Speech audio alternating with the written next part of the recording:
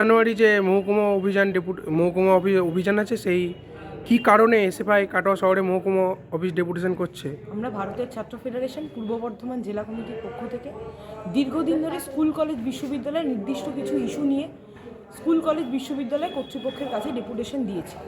স্কুলের 240 টাকার বেশি ফি নেওয়া হচ্ছে। এই বছরও আমরা নতুন শিক্ষাবর্ষের আমরা দেখতে পাচ্ছি বেশিরভাগ স্কুলে 240 টাকার বেশি ফি নেওয়া হচ্ছে। আমরা গোটা জেলা জুড়ে প্রত্যেকটা স্কুলে আমরা ডেপুটেশন দিচ্ছি যাতে স্কুলে 240 টাকার বেশি ফি না নেওয়া হয়, সরকারি নিয়ম অনুযায়ী যে ফি নেওয়ার কথা। আমরা দীর্ঘদিন ধরে দাবি রাখছি যে স্কুল এবং মাদ্রাসাগুলোতে যে কম্পোজিট গ্রান্টের টাকা দেওয়ার কথা সেই টাকা সরকার দিচ্ছে না, ফলে সেই টাকা অবিলম্বে দিতে হবে। ছাত্র শিক্ষক অনুপাতে যে শিক্ষক নিয়োগের কথা সেই শিক্ষক নিয়োগ হচ্ছে না। স্কুলগুলোতে কলেজগুলোতে পরিকাঠামো নেই।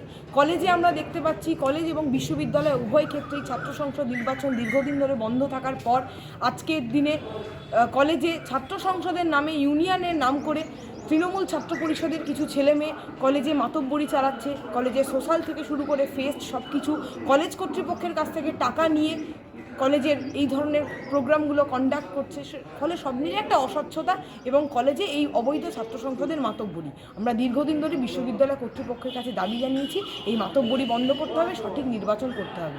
বর্ধমান বিশ্ববিদ্যালয়ে নির্দিষ্ট ইউজি পিজি স্তরে কোনো একাডেমিক ক্যালেন্ডার নেই। দীর্ঘদিন ধরে স্কুল কলেজ বিশ্ববিদ্যালয় কর্তৃপক্ষকে জানানোর পরও কোনো সমাধান না পাওয়ার পর আমরা জেলা জুড়ে সাব ডিভিশন অভিযান করব। সাব ডিভিশনের প্রশাসনের কাছে আমরা জবাব চাইতে যাব। আমরা 17ই জানুয়ারি কাটোয়া শহরে সাব ডিভিশনের অভিযান করব।